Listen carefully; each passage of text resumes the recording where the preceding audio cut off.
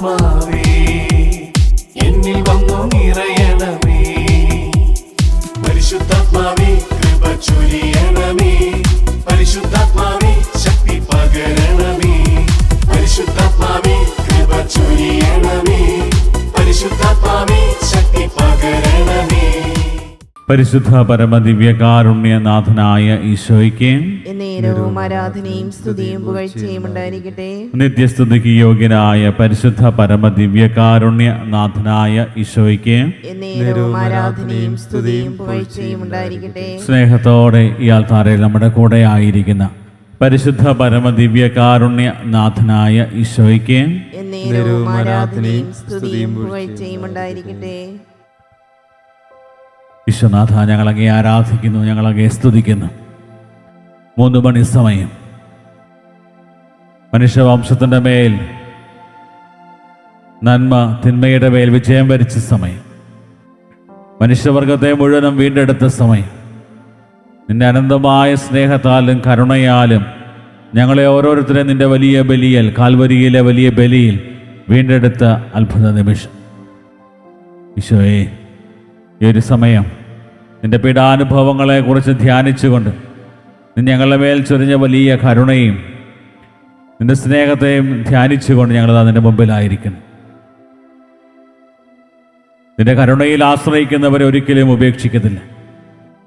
അവരാഗ്രഹിക്കുന്ന ഓരോ കാര്യങ്ങളും സാധിച്ചു കൊടുക്കുന്ന വാഗ്ദാനം ചെയ്ത കർത്താവ്, ഈ ഒരു കരുണയുടെ തിരുമണിക്കൂറിൽ പൂർണ്ണമായും നീ ആഗ്രഹിക്കുന്നത് പോലെ നിന്നിൽ ആശ്രയിച്ചുകൊണ്ട്, നിന്റെ കരുണയിൽ ആശ്രയിച്ചുകൊണ്ട് ഞങ്ങളുടെ ജീവിതങ്ങളെ നിന്റെ മുമ്പിൽ സമർപ്പിക്കുന്നു. കർത്താവേ, ഞങ്ങളുടെ ജീവിതങ്ങളിലേക്ക്, ഞങ്ങളുടെ കുടുംബങ്ങളിലേക്ക്, ഞങ്ങളുടെ സമൂഹത്തിലേക്ക്, ഞങ്ങളുടെ ദേശത്തിലേക്ക് നിന്റെ വലിയ കരുണ ചൊരിയണമേ. എല്ലാവരും നിന്റെ കരുണയിൽ ആശ്രയിക്കുവാൻ തക്ക വിധത്തിലുള്ള വലിയ കൃപാവരം മനുഷ്യവംശത്തിന് മുഴുവനും നൽകണമേ എന്ന് പ്രാർത്ഥിച്ചുകൊണ്ട് ഈ ഒരു നിമിഷത്തിൻ്റെ, ഈ ഒരു മണിക്കൂറിൻ്റെ എല്ലാ അനുഗ്രഹങ്ങളും ഏറ്റെടുത്തുകൊണ്ട് ഒന്ന് ചേർന്ന് ഞങ്ങൾ പ്രാർത്ഥിക്കുന്നു. ഈശോയുടെ തിരുഹൃദയത്തിൽ നിന്ന് ഞങ്ങൾക്ക് കാരുണ്യ സ്രോതസ്സായി ഒഴുകിയിറങ്ങിയ തിരുരക്തമേ, തിരുജലമേ, ഞങ്ങൾ അങ്ങയിൽ ശരണപ്പെടുന്നു. ഈശോയുടെ തിരുഹൃദയത്തിൽ നിന്ന് ഞങ്ങൾക്ക് കാരുണ്യ സ്രോതസ്സായി ഒഴുകിയിറങ്ങിയ തിരുരക്തമേ, തിരുജലമേ, ഞങ്ങൾ അങ്ങയിൽ ശരണപ്പെടുന്നു. ഈശോയുടെ തിരുഹൃദയത്തിൽ നിന്ന് ഞങ്ങൾക്ക് കാരുണ്യ സ്രോതസ്സായി ഒഴുകിയിറങ്ങിയ തിരുരക്തമേ, തിരുജലമേ, ഞങ്ങൾ അങ്ങയിൽ ശരണപ്പെടുന്നു. ദിവ്യകാരുണ്യനാഥന്റെ സന്നിധിയിൽ നമ്മെ തന്നെ സമർപ്പിക്കാം. ദൈവത്തിൻ്റെ കരുണയെക്കുറിച്ച് ധ്യാനിച്ചുകൊണ്ട് എപ്രകാരമാണ് ദൈവം നമ്മളോട് കരുണ കാണിച്ചതെന്നും ആ ഒരു കരുണയോട് എപ്രകാരമാണ് മനുഷ്യവംശം പ്രത്യുത്തരിച്ചതെന്നും ഒക്കെ നമ്മൾ കഴിഞ്ഞ ദിവസങ്ങളിലൊക്കെ കണ്ടു. വചനത്തിലുടനീളം നമ്മൾ കാണുന്നതാണ് ദൈവം മനുഷ്യവംശത്തോട് ഇത്രമാത്രം കരുണ കാണിച്ചു, സ്നേഹം കാണിച്ചു. അതുകൊണ്ട് യോഹന്നാൻ ശ്ലീഹായുടെ ലേഖനത്തിൽ നമ്മൾ കാണുന്നുണ്ട്, കണ്ടാലും എത്ര വലിയ സ്നേഹമാണ് ദൈവം നമ്മളോട് കാണിച്ചിരിക്കുന്നത്. ഏറ്റവും വലിയ സ്നേഹം കാണിച്ചത് നമ്മളിൽ ആരും നശിച്ചു പോകാതിരിക്കാനായി കരുണയായ ഈശോയെ നമുക്ക് ഓരോരുത്തർക്കും നൽകി. അപ്പോൾ ഈശോയെ അംഗീകരിച്ചവരുണ്ട്. ഈശോയെ, കരുണയായ ഈശോയെ ഹൃദയത്തിലേക്ക് സ്വീകരിച്ച ഒത്തിരിയേറെ ആളുകളുണ്ട്. അവരുടെ ജീവിതങ്ങൾ മുഴുവനും മാറി, ഒരു പുതിയ സൃഷ്ടിയായിട്ട് മാറി. നിരവധി ആളുകളെ വചനത്തിലുടനീളം കണ്ടു. പാപിനിയായ സ്ത്രീയെ കണ്ടു. വ്യഭിചാരത്തിൽ പിടിക്കപ്പെട്ട സ്ത്രീയോട് ഈശോ പെരുമാറുമ്പോൾ ഈശോയുടെ കരുണയും സ്നേഹവും ഒക്കെ അനുഭവിക്കാനായിട്ട് അവർക്ക് സാധിച്ചു. സക്കേവൂസിനോട് ഈശോ പെരുമാറി. ജയറോസ്, ശതാധിപൻ, നിരവധി ആളുകൾ ഈശോയുടെ ആ ഒരു വലിയ സ്നേഹവും കരുണയും ഒക്കെ അനുഭവിച്ചു. ഏറ്റവും കൂടുതലായിട്ട് കർത്താവിൻ്റെ ആ ഒരു വലിയ കാരുണ്യം തിരിച്ചറിഞ്ഞ് കർത്താവിൻ്റെ ആ ഒരു വലിയ സ്നേഹത്തിന് മുമ്പിൽ പൂർണ്ണമായ സമ്മതമരുളിയ മറ്റൊരു വ്യക്തിയാണ് പരിശുദ്ധ കന്യകാമറിയം. കരുണയുടെ അമ്മ എന്ന പേരിൽ പരിശുദ്ധ അമ്മ അറിയപ്പെടുക. കാരണം കരുണയായ ഈശോയെ ഈ ലോകത്തിലേക്ക് നൽകിയത് പരിശുദ്ധ അമ്മയുടെ ഒരൊറ്റ തീരുമാനമാണ്, ഇതാ കർത്താവിൻ്റെ ദാസി, ഇതാ കർത്താവിൻ്റെ ദാസി എന്ന് പറഞ്ഞുകൊണ്ട് ദൈവത്തിൻ്റെ പദ്ധതിക്കും അതുപോലെ തീരുമാനങ്ങൾക്കും ദൈവഹിതത്തിനും പൂർണ്ണമായി സമർപ്പിച്ച പരിശുദ്ധ അമ്മ അവളുടെ ജീവിതം മുഴുവനും കർത്താവിൻ്റെ കാരുണ്യത്തിന് വേണ്ടി, അതായത് ലോകം മുഴുവനും ദൈവത്തിൻ്റെ കരുണ നിറയുവാനായിട്ട് ആഗ്രഹിച്ചുകൊണ്ട് അവൾ എടുത്ത തീരുമാനമാണ്, ഇതാ കർത്താവിൻ്റെ ദാസി. വീണ്ടും ലൂക്കായുടെ സുവിശേഷത്തിൽ 1-ാം അധ്യായം 46 മുതലുള്ള തിരുവചന ഭാഗങ്ങൾ നമ്മൾ വായിക്കുമ്പോൾ പരിശുദ്ധ അമ്മയുടെ സ്തോത്രഗീതം നമുക്ക് കാണാൻ പറ്റും. ദൈവം പരിശുദ്ധ അമ്മയുടെ ജീവിതത്തിലേക്ക് നൽകിയ എല്ലാ അനുഗ്രഹങ്ങളെയും ഓർത്തെടുത്ത് പരിശുദ്ധ അമ്മ ദൈവത്തിന് നന്ദി പറയുന്നതായിട്ടാണ് നമ്മൾ ഈ വചനഭാഗത്ത് കാണുക. എൻ്റെ ആത്മാവ് കർത്താവിനെ മഹത്വപ്പെടുത്തുന്നു, എൻ്റെ ചിത്തം എൻ്റെ രക്ഷകനായ ദൈവത്തിൽ ആനന്ദിക്കുന്നു. അവിടുന്ന് തൻ്റെ ദാസിയുടെ താഴ്മയെ കടാക്ഷിച്ചു. ഇപ്പോൾ മുതൽ സകല തലമുറകളും എന്നെ ഭാഗ്യവതി എന്ന് പ്രകീർത്തിക്കും. ശക്തനായവൻ എനിക്ക് വലിയ കാര്യങ്ങൾ ചെയ്തിരിക്കുന്നു. അവിടുത്തെ നാമം പരിശുദ്ധമാണ്. അവിടുത്തെ ഭക്തരുടെ മേൽ തലമുറകൾ തോറും അവിടുന്ന് കരുണ വർഷിക്കും. അവിടുന്ന് തൻ്റെ ഭുജം കൊണ്ട് ശക്തി പ്രകടിപ്പിച്ചു. ഹൃദയവിചാരത്തിൽ അഹങ്കരിക്കുന്നവരെ ചിതറിച്ചു. ശക്തന്മാരെ സിംഹാസനത്തിൽ നിന്ന് മറിച്ചിട്ടു. എളിയവരെ ഉയർത്തി. വിശക്കുന്നവരെ വിശിഷ്ട വിഭവങ്ങൾ കൊണ്ട് സംതൃപ്തരാക്കി. സമ്പന്നരെ വെറും കൈയോടെ പറഞ്ഞയച്ചു.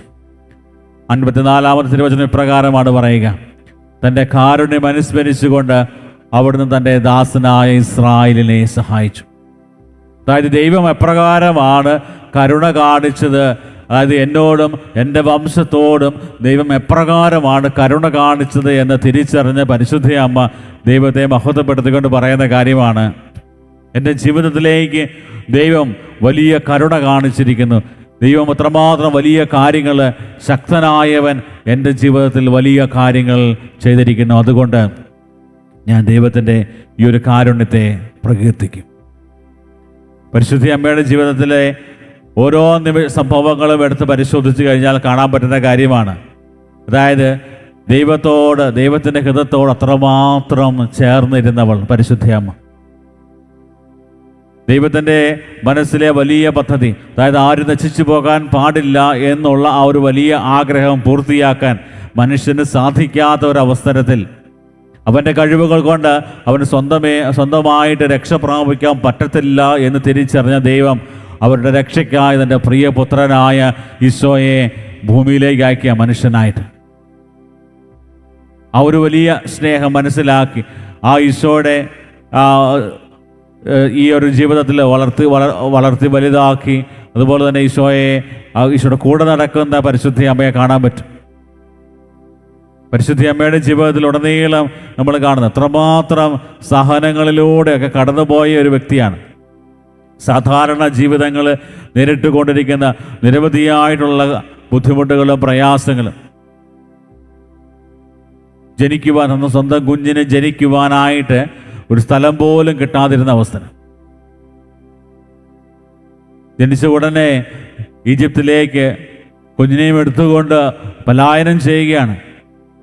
വാഹനമോ അതുപോലെ യാത്രാ സൗകര്യങ്ങളോ ഒന്നും ഇല്ലാതിരുന്നപ്പോഴും അവിടെ അത്രമാത്രം റിസ്ക് പിടിച്ച സ്ഥലങ്ങളിലൂടെയൊക്കെ ഉണ്ണീശോയുമായി യാത്ര ചെയ്യുന്ന പരിശുദ്ധ അമ്മയെ കാണാൻ പറ്റും. അവിടെയൊക്കെ യാതൊരു പരാതികളോ പരിഭവങ്ങളോ ഒന്നുമില്ലാതെ ദൈവത്തിൻ്റെ പദ്ധതി അതാണ് എന്ന് പൂർണ്ണമായി മനസ്സിലാക്കി ശാന്തമായി നിശബ്ദമായി എല്ലാം ഹൃദയത്തിൽ സംഗ്രഹിച്ചുകൊണ്ട് മുന്നോട്ട് പോകുന്ന പരിശുദ്ധ അമ്മയെ കാണാൻ പറ്റും.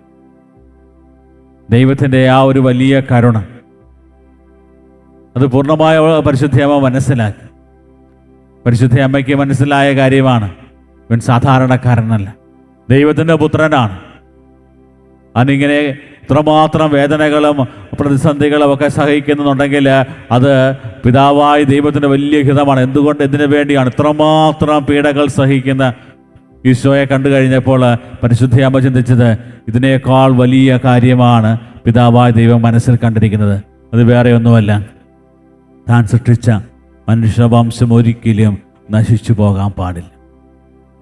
അതുകൊണ്ട് ദൈവത്തിൻ്റെ ആ ഒരു വലിയ കരുണയോട് ചേർന്ന് നിന്ന പരിശുദ്ധ അമ്മയാണ് നമ്മൾ പ്രത്യേകമായിട്ട് വചനത്തിൽ ധ്യാനിക്കുക. അതുകൊണ്ട് പ്രഭാഷകന്റെ പുസ്തകം 34-ാം അധ്യായത്തിൽ 19-ാം തിരുവചനം പറയുന്നു, തന്നെ സ്നേഹിക്കുന്നവരെ കർത്താവ് കടാക്ഷിക്കുന്നു. അവിടുന്ന് ശക്തമായ സംരക്ഷണവും ഉറപ്പുള്ള താങ്ങും ചുടുകാറ്റിൽ അഭയകേന്ദ്രവും പൊരിവെയിലിൽ തണലും ഇടറാതിരിക്കാൻ സംരക്ഷണവും വീഴാതിരിക്കാൻ ഉറപ്പുമാണ്. അതായത് ദൈവം ഒരു വലിയ ശക്തിയായിട്ട് അഭയകേന്ദ്രമായിട്ട് ഉറപ്പായിട്ടാണ് എല്ലാവരുടെയും കർത്താവിനെ സ്നേഹിക്കുന്നവരുടെ കൂടെ നിൽക്കുക. വീണു പോകാനുള്ള സാധ്യതകളുണ്ട്, തളർന്നു പോകാനുള്ള സാധ്യതയുണ്ട്. തകർന്നു പോകാനുള്ള സാധ്യതകളുണ്ട്. പക്ഷേ അവിടെയൊക്കെ നീ തളരാതെ നിന്നെ കാത്തു പരിപാലിക്കാൻ നിൻ്റെ ദൈവം നിൻ്റെ കൂടെയുണ്ട്. വചനം തരുന്നൊരു വലിയ ഉറപ്പാണ്. അത് മനസ്സിലാക്കിയ പരിശുദ്ധ അമ്മയാണ് നമ്മൾ വചനത്തിൽ കാണുക. പരിശുദ്ധ അമ്മയുടെ ജീവിതത്തിലേക്ക് നോക്കിക്കഴിഞ്ഞാൽ തൻ്റെ ജീവിതത്തിലെ ആ ഒരു ദൈവം കാണിച്ചു തന്ന അല്ലെങ്കിൽ ദൈവം ചെയ്ത ആ വലിയ കാര്യങ്ങളെ ഓർത്ത്, ദൈവത്തിൻ്റെ ആ ഒരു കാരുണ്യത്തെ ഓർത്ത് നന്ദി പറയുന്ന പരിശുദ്ധ അമ്മ പിന്നീട് തൻ്റെ ജീവിതം മുഴുവനും കരുണയുടെ ഒരു ജീവിതമാക്കി മാറ്റുകയാണ്. താൻ കടന്നു ചെല്ലുന്നിടത്തെല്ലാം ദൈവത്തിൻ്റെ ആ വലിയ കരുണ പ്രകടമാക്കുന്ന രീതിയിലുള്ള പെരുമാറ്റ ശൈലി കാണുവാനായിട്ട് സാധിക്കും. കാനായിലെ കല്യാണ വിരുന്നിൽ അവർ കല്യാണത്തിന് ചെല്ലുന്ന സമയത്ത് ആ കല്യാണ വിരുന്നിൽ അവർക്ക് വീഞ്ഞു തീർന്നു പോയ സാഹചര്യത്തിൽ അവരുടെ ആവശ്യങ്ങൾ കണ്ടറിഞ്ഞവരെ സഹായിക്കാനായിട്ട് കടന്നു ചെല്ലുന്ന പരിശുദ്ധയമ്മ അവരുടെ ജീവിതത്തിലെ സകല പ്രതീക്ഷകളും അസ്തമിച്ച സമയമായിരുന്നു. അത്ര മനോഹരമായി നടക്കേണ്ട ആ ഒരു വിവാഹ ചടങ്ങിൽ വീഞ്ഞ് എപ്പോഴും ഒരു സമൃദ്ധിയുടെ അടയാളമായിട്ടായിരുന്നു അവർ കണക്കാക്കിയത്. അവിടെ വീഞ്ഞു തീർന്നു പോകുക എന്ന് പറഞ്ഞു കഴിഞ്ഞാൽ അവിടെ സമൃദ്ധി കുറഞ്ഞു പോയി, അതായത് ഭൗതികമായ ഒരു ഐറ്റം കുറഞ്ഞു പോയി എന്ന് മാത്രമല്ല, അതിനേക്കാൾ ഉപരിയായിട്ട് അവരുടെ വിവാഹ ജീവിതത്തെ അത്ര സാരമായിട്ട് ബാധിക്കുന്ന ഒന്നായിട്ടായിരുന്നു അതിനെ കണക്കാക്കിയിരുന്നത്. അവരുടെ ജീവിതത്തിൻ്റെ ആരംഭത്തിൽ തന്നെ അവർക്കൊരു സമൃദ്ധിക്ക് കുറവ്, ഐശ്വര്യത്തിന് കുറവ്, അതെല്ലാം അവിടെ സംഭവിച്ചിട്ടുണ്ട്. പക്ഷെ അത് മനസ്സിലാക്കി ആ ഒരു സാഹചര്യത്തിലേക്ക് കരുണയായ ഈശോയെ പറഞ്ഞുവിടുന്ന പരിശുദ്ധ അമ്മയെ കാണാൻ പറ്റും. അങ്ങനെ പ്രതീക്ഷകൾ നഷ്ടപ്പെട്ടു പോയ ആ സാഹചര്യങ്ങളിലേക്കും പരിശുദ്ധ അമ്മ ഈശോയെ കൊണ്ടുചെല്ലുകയാണ്. കരുണയായ ഈശോയെ ആ ഒരു സാഹചര്യത്തിൽ ആ വീട്ടുകാർക്ക് പരിചയപ്പെടുത്തി കൊടുക്കുകയാണ് പരിശുദ്ധ അമ്മ. കാൽവരിയിൽ കുരിശിൽ മരിച്ച് കുരിശിൽ നിന്ന് ഇറക്കി ആ മാതാവിൻ്റെ മടിയിൽ ഈശോയെ കിടത്തുന്ന സമയത്ത് കരുണയായ ഈശോയെ തൻ്റെ മടിയിൽ കിടത്തിക്കൊണ്ട് പരിശുദ്ധ അമ്മ ഒത്തിരി കാര്യങ്ങൾ പറയുന്നില്ല, ഒത്തിരി വിലപിക്കുന്നില്ല, ദൈവത്തെ കുറ്റം പറയുന്നില്ല. ലോകത്തിലൂടെ ഈശോ കൈവരിച്ച ആ വലിയ രക്ഷയെക്കുറിച്ച് ധ്യാനിക്കുന്ന പരിശുദ്ധ അമ്മയെ നമുക്ക് കാണാൻ പറ്റും. നിലവിളിച്ച് കരഞ്ഞ് ബഹളമുണ്ടാക്കുന്ന ഒരു പരിശുദ്ധ അമ്മയെ നമുക്ക് കുരിശിൻ്റെ ചുവട്ടിൽ കാണാൻ പറ്റത്തില്ല. അത്രമാത്രം ദൈവത്തിൻ്റെ കരുണ തിരിച്ചറിഞ്ഞ് ആ ഒരു വലിയ കാര്യങ്ങൾ മനസ്സിലാക്കി അതിനോട് പ്രത്യുത്തരം നൽകിയ പരിശുദ്ധ അമ്മയെ നമുക്ക് വചനത്തിൽ കാണാൻ പറ്റും. പ്രിയപ്പെട്ടവരെ, ഇന്ന് ദിവ്യകാരുണ്യനാഥൻ്റെ സന്നിധിയിൽ നമ്മൾ ആയിരിക്കുന്ന സമയത്ത് ദൈവത്തിൻ്റെ കരുണ നമ്മുടെയൊക്കെ ജീവിതത്തിലേക്ക് ലഭിച്ചത് നമ്മൾ ഓർത്തു കഴിഞ്ഞാൽ നമുക്ക് ഈ ജീവിതം പോലും മതിയാകത്തില്ല ദൈവത്തിനെ മഹത്വപ്പെടുത്തുവാനായിട്ട്. 13-ാം സങ്കീർത്തനം അതിൻ്റെ 6-ാം തിരുവചനം പറയുന്നു, ഞാൻ കർത്താവിനെ പാടി സ്തുതിക്കും, അവിടുന്ന് എന്നോട് അതിരറ്റ കരുണ കാണിച്ചിരിക്കുന്നു. നമ്മുടെ ജീവിതങ്ങളും ദൈവത്തിൻ്റെ കരുണയുടെ ബാക്കി പത്രങ്ങളാണ്. അത് പൂർണ്ണമായിട്ട് മനസ്സിലാക്കി നമുക്ക് ചെയ്യാവുന്ന കാര്യം നമ്മുടെ ജീവിതങ്ങൾ കരുണയുടെ ജീവിതങ്ങളാക്കി മാറ്റിയെടുക്കുക. പരിശുദ്ധ അമ്മയെ തരുന്ന ആ വലിയ മാതൃകയനുസരിച്ച്, വിശുദ്ധന് നൽകുന്ന മാതൃകയനുസരിച്ച്, വചനത്തിൻ്റെ ആ ഒരു വലിയ ബലത്തിൽ നമ്മുടെ ജീവിതങ്ങളെ കരുണയുടെ രൂപങ്ങളാക്കി, കരുണയുടെ ജീവിതങ്ങളാക്കി മാറ്റിയെടുക്കുവാൻ ഈ തിരുമണിക്കൂറിൽ നമുക്ക് തീക്ഷ്ണമായിട്ട് പ്രാർത്ഥിക്കാം. നമ്മെ തന്നെ ദിവ്യകാരുണ്യനാഥന്റെ സന്നിധിയിൽ സമർപ്പിക്കാം. കർത്താവിൻ്റെ ആശീർവാദത്തിനായിട്ട് നമ്മൾ ഒരുങ്ങുന്ന സമയം കർത്താവേ, ലോകം മുഴുവനെയും വളരെ പ്രത്യേകമായി ഞങ്ങളെയും ഞങ്ങളുടെ കുടുംബങ്ങളെയും നിൻ്റെ മുമ്പിൽ സമർപ്പിക്കുന്നു. കർത്താവിൻ്റെ കരുണ ചൊരിഞ്ഞ് ഞങ്ങളുടെ ജീവിതങ്ങളെ വിശുദ്ധീകരിക്കണമേ എന്ന് പ്രാർത്ഥിക്കുന്നു. പാപത്തിൻ്റെ എല്ലാ കെട്ടുകളും പൊട്ടിച്ച് കർത്താവ് പൂർണ്ണ വിശുദ്ധിയോടെ പൂർണ്ണ അനുതാപത്തോടെ നിന്റെ കരുണയിൽ ആശ്രയിക്കുവാൻ ഞങ്ങളെ ഓരോരുത്തരെയും അനുവദിക്കണമേ എന്ന് പ്രാർത്ഥിക്കുന്നു. ഓൺലൈനിലൂടെ ലോകത്തിൻ്റെ വിവിധ ഭാഗങ്ങളിലിരുന്ന് പ്രാർത്ഥിക്കുന്നവർ നിയോഗങ്ങൾ സമർപ്പിക്കുന്നു. കർത്താവിൻ്റെ കാരുണ്യത്താൽ ഞങ്ങളെ കഴുകി വിശുദ്ധീകരിക്കണമേ. ദിവ്യകാരുണ്യനാഥൻ്റെ ആശീർവാദം സ്വീകരിക്കുമ്പോൾ താഴ്ന്ന സ്വരത്തിൽ ദൈവത്തെ സ്തുതിച്ച് കർത്താവ് ഞങ്ങളെങ്കിൽ ശരണപ്പെടുന്നു എന്നുള്ള പ്രാർത്ഥനയോടെ കർത്താവിൻ്റെ ആശീർവാദം നമുക്കിപ്പോൾ സ്വീകരിക്കാം.